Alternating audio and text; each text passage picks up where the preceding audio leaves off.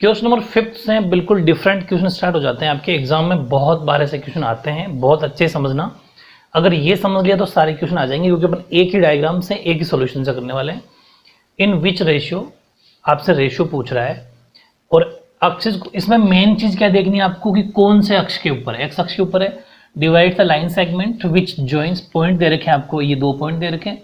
हिंदी वाले बच्चे भी देख सकते हैं कि किस अनुपात में, किस अनुपात का मतलब आपसे अनुपात पूछा, रेशियो पूछा, अक्ष दे रखा है एक्स, एक्स अक्ष दे रखा है। सबसे पहले हम लिख देंगे, ये मैंने आपको पहले 9.1 में ही बता दिया था।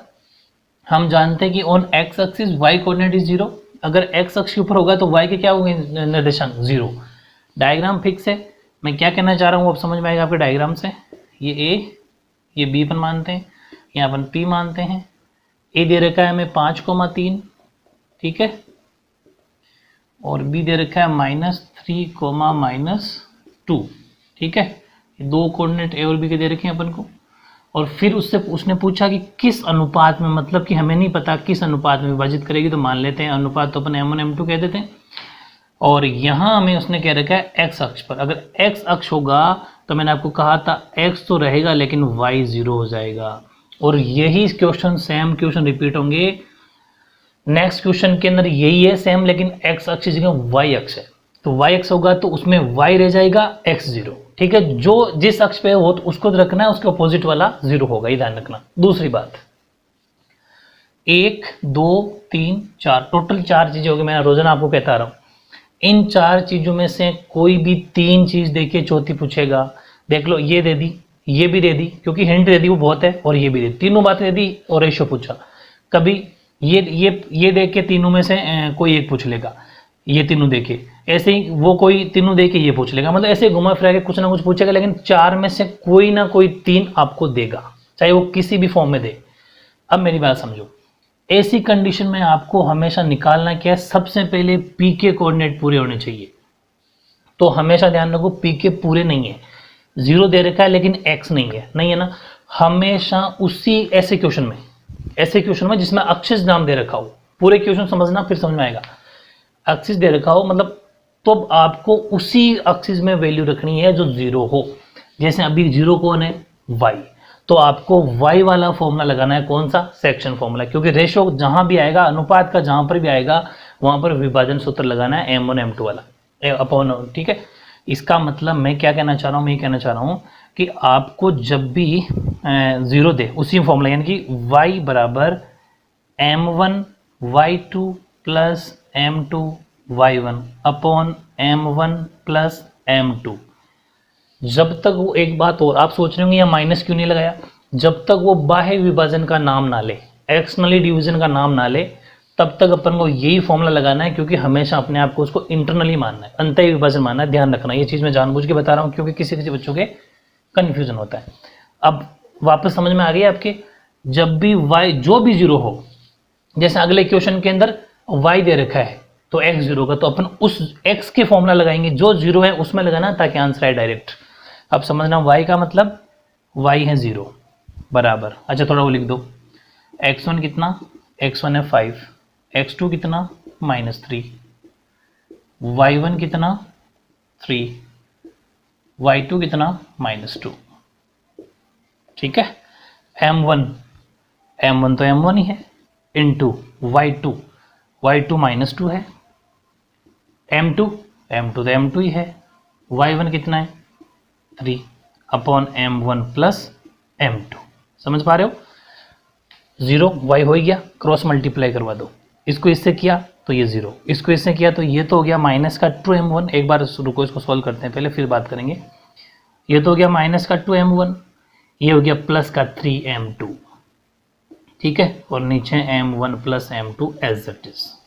इसके बाद देखो, क्रॉस मल्टीप्लाई करवा दो, इसको इससे, इसको इससे करवाए तो ये तो एज इट इज ही आ गया, माइनस का 2m1 प्लस 3m2।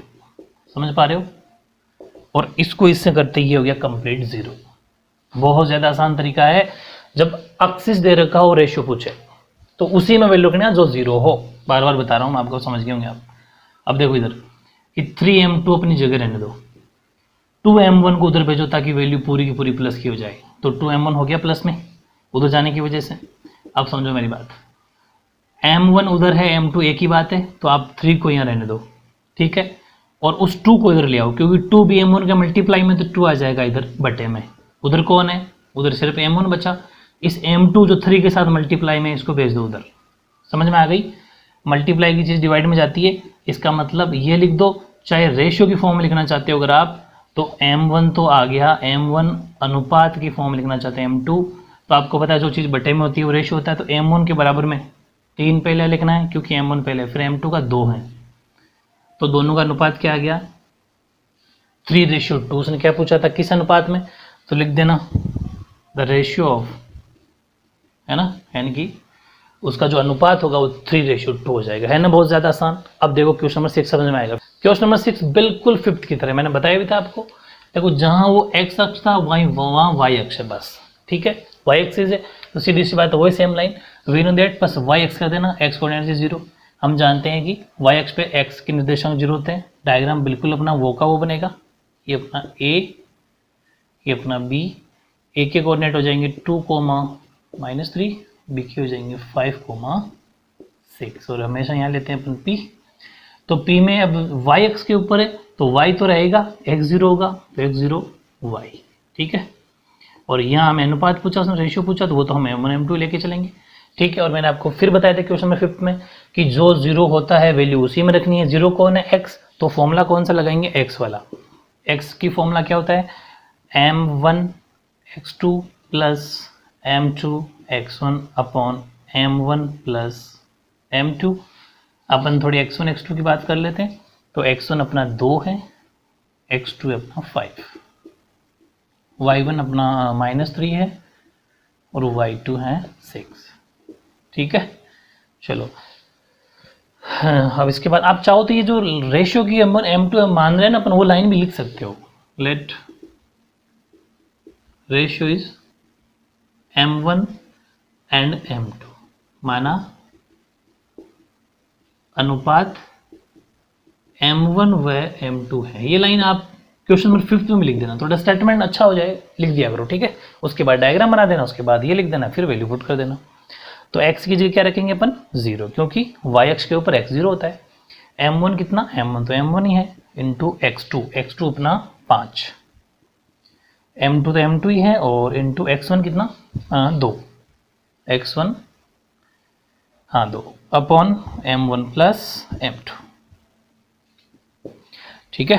तो इसको एक बार लिखो, रुको, पहले सॉल्यूशन को मल्टीप्लाई कर लेते हैं। तो 5M1 plus 2M2 upon M1 plus M2। इसके बाद देखो इसको इससे मल्टीप्लाई किया, तो ये तो आ गया अपना 1 से करेंगे तो वही एज इट इज आएगा, 5M1 प्लस 2M2, एकदम वही, क्योंकि 1 से करने पर तो सेम ही वैल्यू आती है। और इसको इससे करने से ही हो जाएगा 0, कंप्लीट 0, ठीक है। तो 5M1 अपने पास रख लेंगे अपन, और 2M2 को जब उधर भेजा तो 2M2 हो गया माइनस का। अब देखो M1 अपनी जगह है, उस M2 को आप इधर ले आओ, वो M2 आ गया बटे में, इधर क्या बचा, सिर्फ -2 बचा था, लेकिन 5M1 के साथ मल्टीप्लाई में था, तो वो उधर जाके डिवाइड में चला जाएगा। इसका मतलब अगर रेशियो की फॉर्म लिखना चाहें, अपन अनुपात की फॉर्म लिखना चाहें, तो M1 अनुपात M2 हो जाएगा -2:5। तो रेशियो के अंदर माइनस प्लस का कोई फर्क नहीं पड़ता।